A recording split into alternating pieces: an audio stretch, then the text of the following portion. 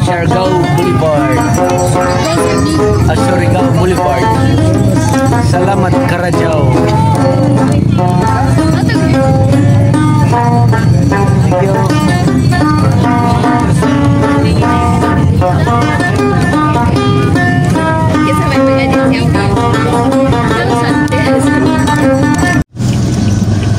Okay, good morning.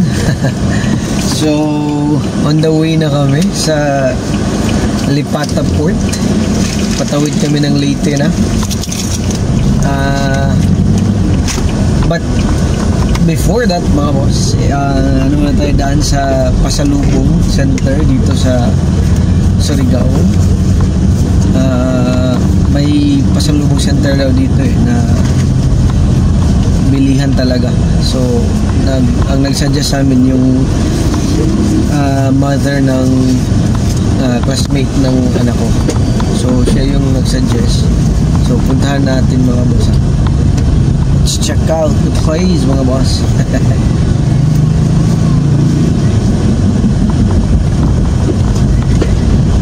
Pero ngayong araw mo mga boss, medyo maulan. Sana hindi. Oo, maulan yung panahon. Kasi ano na papuntang July na June 24. So talagang rainy season na mga boss. So kaya tayo,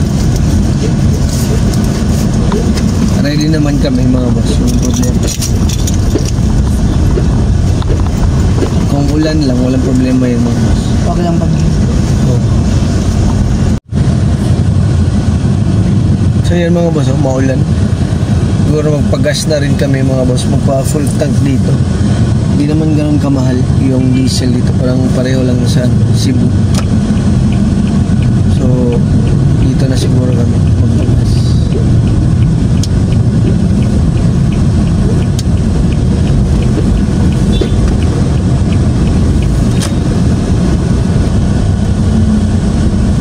Bali siya mga boss, yung pasalubong is dito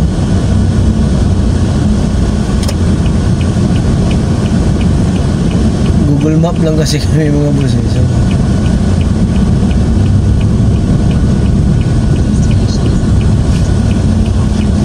ayun, nasa kabila. So nasa siya mga boss, likod ng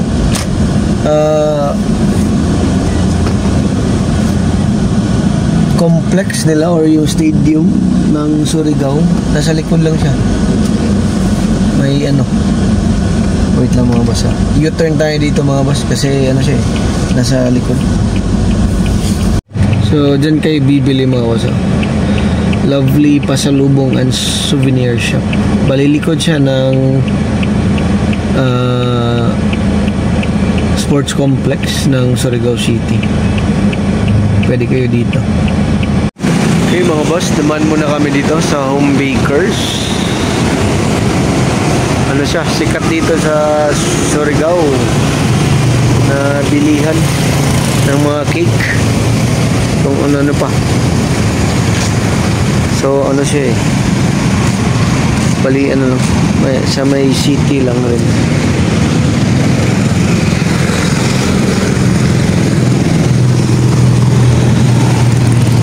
Bili muna pang pasalubong. Ito na cake. So yan, parang siya sa Dumaguete, parang yun San Cristobal. Ito yung sa Surigao Home Bakers. Yung mga boss, papunta na kami Lipata Port. Baka maliit pa kami nito. Dumaan na rin kami ng parang drive-thru sa Jollibee pang lunch. Ito na. Ay! Tara na mga boss. Bali na tayo. Mag-ready na for Lipata Port.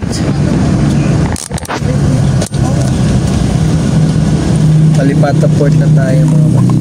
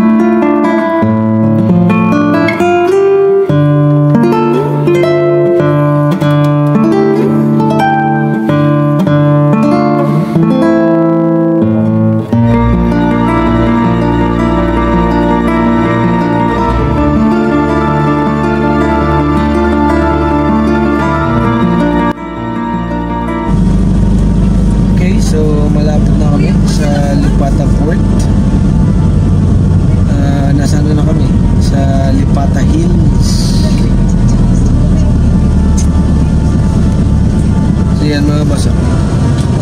Lipata Hills. So yun yung palatandaan mga boss. Pag nandito na kayo sa port of Lipata. So dito kami sasakay patawid ng mga boss, San Ricardo, Leyte. Dito din kami dumaan nung pagdating namin dito sa Surigao.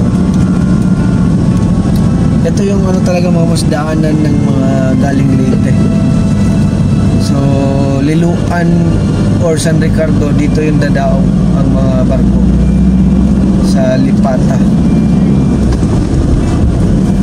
So kadalasan ito yung parang pinaka gateway to Mindanao, yung mga galing sa Luzon na nagba-via Leyte or Samar tas Leyte tas Surigao na. Ito yung pinaka gateway na Lipata Port. So sana naman mga boss makakuha kami ng ticket, kasi yung namin, habulin namin is 2 PM na schedule. So try na lang natin to mga boss. Just of luck. Pa naman 12 plus. So magbawa 1 PM pa lang. First time namin dito mga boss na mag-try galing dito sa Lipata. So di kami ganun ka sure sa proseso. Montenegro, iba yung sasakyan namin dapat yun San Ricardo. Wait lang mga boss. Iba yung Montenegro, yun wait mga boss. Okay, so dito mga boss sa labas ng port, parang dito yung nagsiserve. Tanungin natin mga boss, wait lang. Ticket?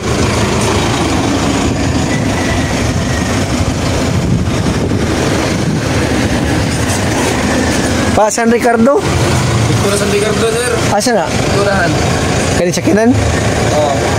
Wala pwede dito sa mo kay Carpet mo may bawal kasi. Ito na dahil ito tikiting. Ay pero isa kayo man Wag galing dito. dito rin tanan. Tawad. So hindi dia. Sige. Oh, wala tikiting sa tikiting. Sige, lamat.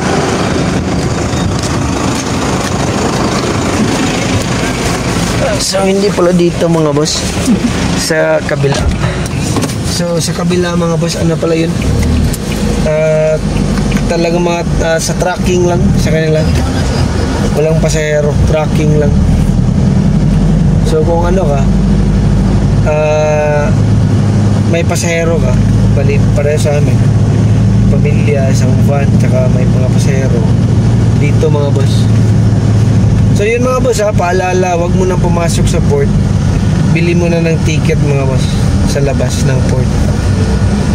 Bali muna bago ka pumasok sa ito siguro yun mga boss. Bigla mga boss, try natin to. Okay mga boss, so pala wala. Unfortunately mga boss, walang alas 2 sa hapon. Alas 5 pa daw ng hapon kasi sira daw yung barko nila, sabi nila sira daw. So parang isa lang yung barko yung biyahe sa kanila. So na lang natin mga boss, try natin yung may isa pang barko Montenegro na San Ricardo din. So sana naman, kung wala talaga tayong magawa mga boss, hintay tayo ng 5 PM. Yun talaga mga boss yun isa yun sa mga Roro yan mga boss Roro challenges mga boss. So talagang ganyan talaga yan mga boss. Dumanggas nga, 10 hours kami nag-intay dito. So wait lang mga boss, Montenegro tayo wait. So dito mga boss, may Montenegro rin, Surigao Satellite Office. Tanong tayo mga boss kung meron. Kung meron, Parang walang tao naman dito. Wait lang. Ha? Taon pa.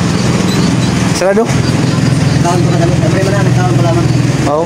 Ano siya ilang schedule karon pa labang? 4? Asa na siya kana liluan? Biluhan ng tinigro. Pili plite na ba ganyan ni Ban? Kung na lang na karon sa samo 26 kay nagkatag ni discount na 75. 2.6 na ron. Oo, 1,000 na natin. Oo. Pero ang pasahero pila po? 370 na lang.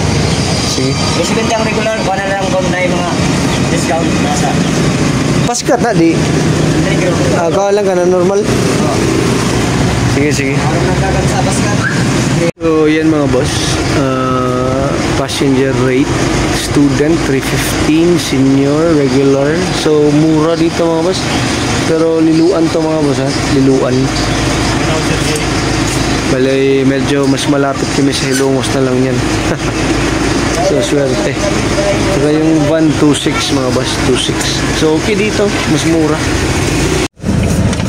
Okay mga boss, so tapos na kami.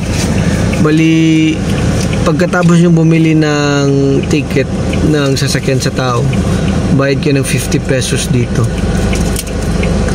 Before entrance talaga yan mga boss. Environmental fee. So 50 pesos lang mga boss, mura lang. Tapos, bali isang bayad lang para sa inyo ng lahat. Tapos pasok na kayo dito sa port. Ngayon, hintay tayo kasi ang daming truck. Pagpasok natin yan mga boss, kukuha tayo ng PPA. Yan o, daming truck mga boss na hindi pa rin natapos hanggang ngayon na nag-unload ng mga truck. Talagang mga boss siguro galing to ng galing naman talaga ng Leyte din mga boss. Bali, itong Lipata is from Leyte talaga, yung mga dumadaong na Roro. Yan dami. Pero ito, yun sabi ko kanina mga boss, ito yung gateway to Mindanao, Surigao. Kung galing kayo ng Luzon o Visayas, ganun mga boss, tapos mag-tracking kayo, ito yung option. Pero kung Mindanao mga boss, Luzon, dito talaga mga boss ang pinaka madali or pinaka accessible mga boss. Kasi ang ibang lugar na yun mag Mindoro ka, tapos Batangas, Mindoro, tapos mag ka pa, Katiklan, Iloilo, so napakalayo na yun mga boss. Tapos magbacolod, Dumaguete, tas Dapitan. Pwede doon mga boss kung siguro may hindi pa namin na-try doon na ruta mga boss, pero pwede doon kung yung siguro kargamento mo para Zamboanga or mga ganun mga boss, Dapitan or doon sa bandang doon sa lugar na yun talaga bali doon na kayo dadaan kasi medyo malayo na dito kasi from Surigao to Cagayan mga boss, tiningnan ko kanya 290 plus kilometers. So ang layo mga boss. Kaya pwede doon kung ang mga kargamento nyo is pa Dapitan, pa Zamboanga, ganun mga boss. Dito to para pang Surigao, Davao, Butuan, dito yan mga boss. So wait lang mga boss kasi pasok tayo, tas PPA mga boss napakatagal namin makapasok mga boss.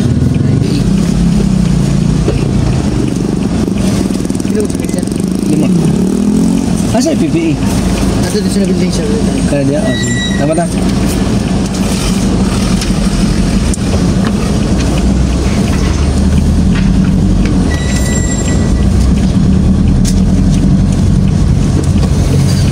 So, kuha tayo ng PPA mga boss PPA.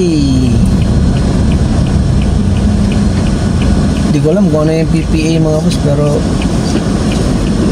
dapat bayaran. Wait lang mga boss. Kuha tayo.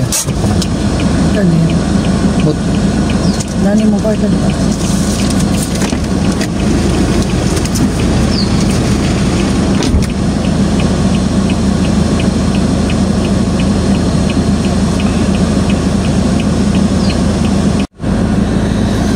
Okay, so tapos ko nang ma-process lahat. Bali, naghihintay na lang talaga kami ng boarding sa Montenegro na barko. So, ganito mga boss. Sige lang, i-detalye ko talaga pero para mabigyan lang kayo ng idea.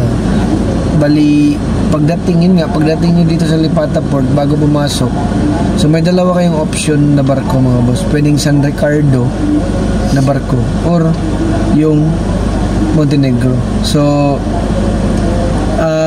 originally may 2 PM sana na schedule yung pa San Ricardo pero sira daw yung barko kaya 5 PM pa daw yung susunod nila. So, nagtanong kami sa Montenegro, tapos may 4 PM. Tsaka ang maganda nun mga boss, mas mura.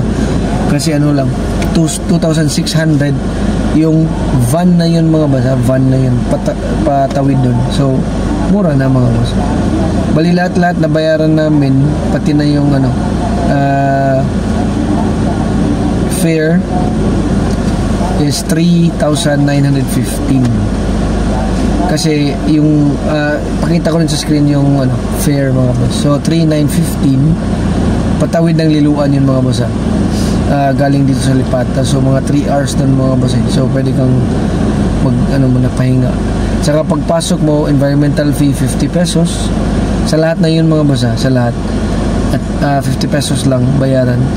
Tapos may PPA na 258 mga boss. Hindi ko alam kung fix ba yun. Kahit sino yung sasakay na sasakyan.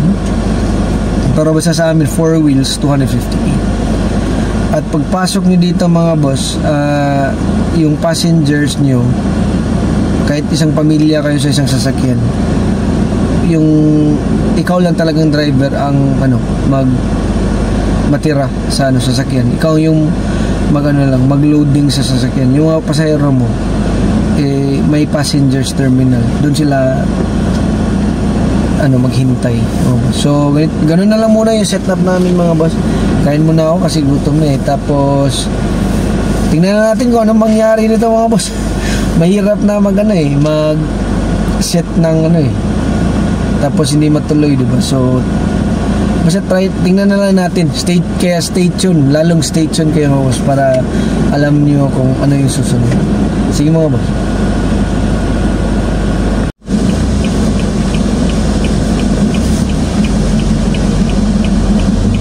Okay mga boss, pasok na tayo sa may loading area.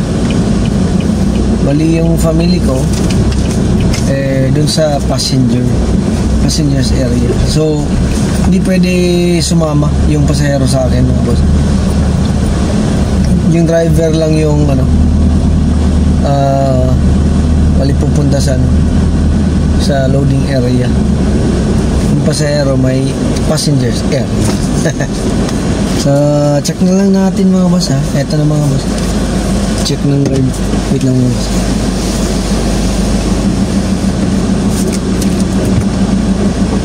Wala pa nag-loading mo Montenegro sir? Ha? Wala pa. Basta pa isa na sir, wala pa nag-loading. Wala pa rin?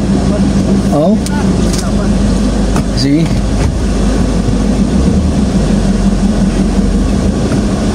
Wala pa palang loading mga boss. Muna tayo dito. Stand by. Stand by alt.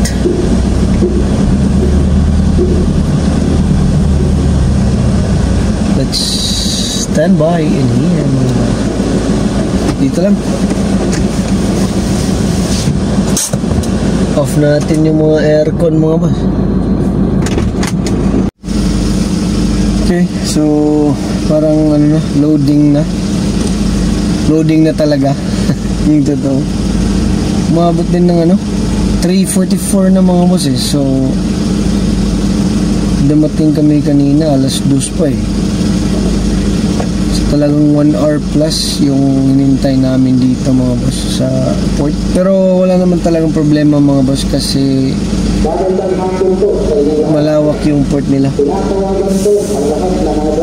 Yun tumawag na.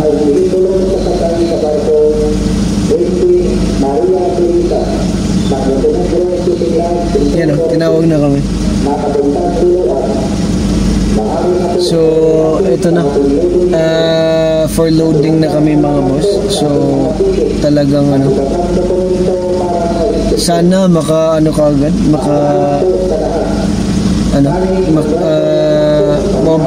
or lalarga agad sana para makaabot kami ng 7 PM dun sa Liloan Port. At may oras pa kaming 2 oras na takbuhin yung Hilongos kasi sabi nila an hour before dapat nandun na sa Hilongos kung gusto namin sumakay sa Roble papuntang Cebu. So yun na lang muna mga boss ha. Pasok tayo sa port. Sige mga boss, wait lang ako. So ito na mga boss, pasok na tayo sa loading area. Paulan, mambun pa mga boss.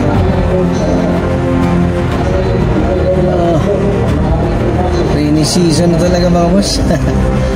Salamat na lang tayo sa Diyos at dumating na ang ulan mga boss. Kasi mainit talaga yung Cebu. Ito na. Ang driver lamang po ang maaaring pumasok sa ating Marsaling